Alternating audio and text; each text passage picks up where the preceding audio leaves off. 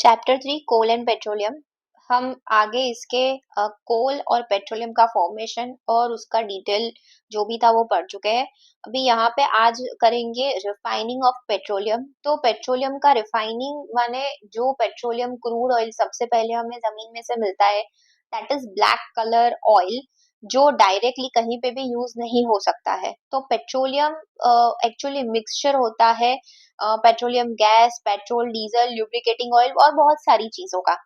तो before the use of petroleum, कोई specific purpose के लिए अगर उसको यूज करना है तो उसको पहले रिफाइन किया जाता है, और the process of separating the various useful constituents, जो ये इसके फ्रैक्शंस है उसको उसमें से अलग करने के लिए जो प्रोसेस है उसे बोलते हैं रिफाइनिंग ऑफ पेट्रोलियम। और ये पूरा जो प्रोसेस है वो पेट्रोलियम रिफाइनरी में किया जाता है। अभी पेट्रोलियम के बहुत सारे कॉन्स्टिट्यूएंट्स है जो आपको यहाँ पे दिए हैं। सबसे पहला है पेट्रोलियम गैस, यानी लिक्विफाइड पेट्रोलियम गैस जिसको बोलते हैं एलपीजी।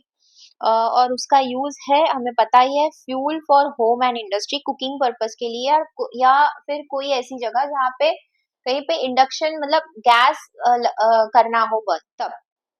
उसके बाद है petrol, motor fuel, aviation fuel, solvent for dry cleaning. उसके बाद है कैरोसिन, यूज होता है fuel for stove, lamp and for jet aircraft.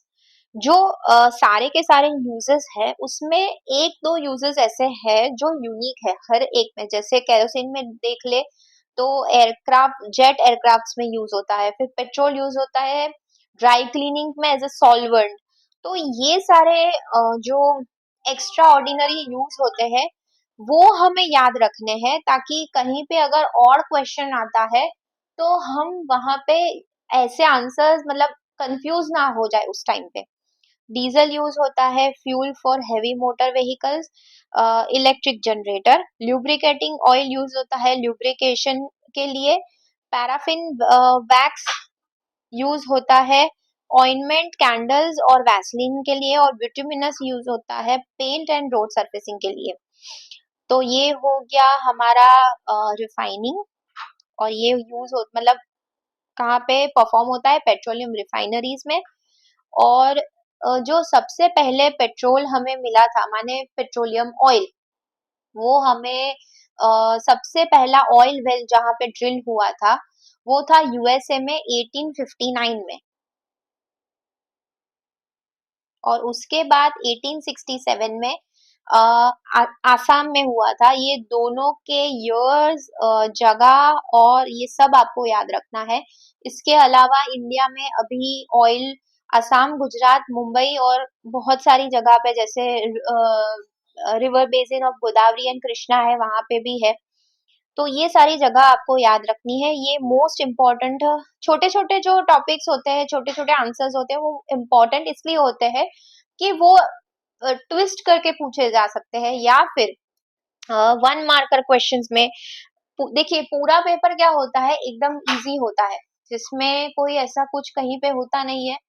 लेकिन जो ये ट्विस्टिंग वाले क्वेश्चन होते हैं वो हार्डली 4 to 5 मार्क्स के ऐसे होते हैं, जो बहुत छोटी छोटी जगहों पे से बुक्स में से पूछे जाते हैं। तो तब आपको ये एकदम प्रॉपर याद रखना है जब मैं ऐसा बोलती हूँ कि ये इम्पोर्टेंट है या ऐसा कुछ है। जैसे अभी यहाँ पे एक टर्म है पेट्रोकेमिकल्स, ठीक है, रिफाइनिंग ऑफ पेट्रोलियम और उसका कोई कनेक्शन नहीं है। लेकिन पेट्रोकेमिकल्स एक टर्म है जिसमें आप वन मार्कर उसका डिफाइन पूछ सकते हैं या कुछ ना कुछ ऐसा आएगा। तो पेट्रोल केमिकल्स होते क्या है, the useful chemicals which are obtained from petroleum and the natural gas are called petrochemicals. They are very important as these are used to manufacture a wide range of useful materials such as detergent, fibers, plastics, etc. तो ये हो गए petrochemicals. अभी उसके बाद जो important point है वो है हाइड्रोजन गैस ऑब्टेन होता है नेचुरल गैस से, एंड वो यूज होता है as a production of fertilizer such as urea. तो ये बहुत सारे उसके यूज हो गए पेट्रोकेमिकल्स के। कहाँ से मिलता है ये हमें, तो वो है पेट्रोलियम में से।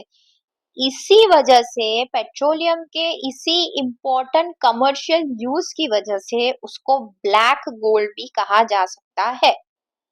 ठीक है, तो ये पूरे उसमें बहुत कोई शॉर्ट नोट या ऐसा कुछ नहीं है। हाँ, various constituents of petroleum and there uses पूछ सकते हैं, लेकिन बाकी के जो भी छोटे छोटे इम्पोर्टेंट क्वेश्चंस हैं वो इसमें कवर हो जाते हैं।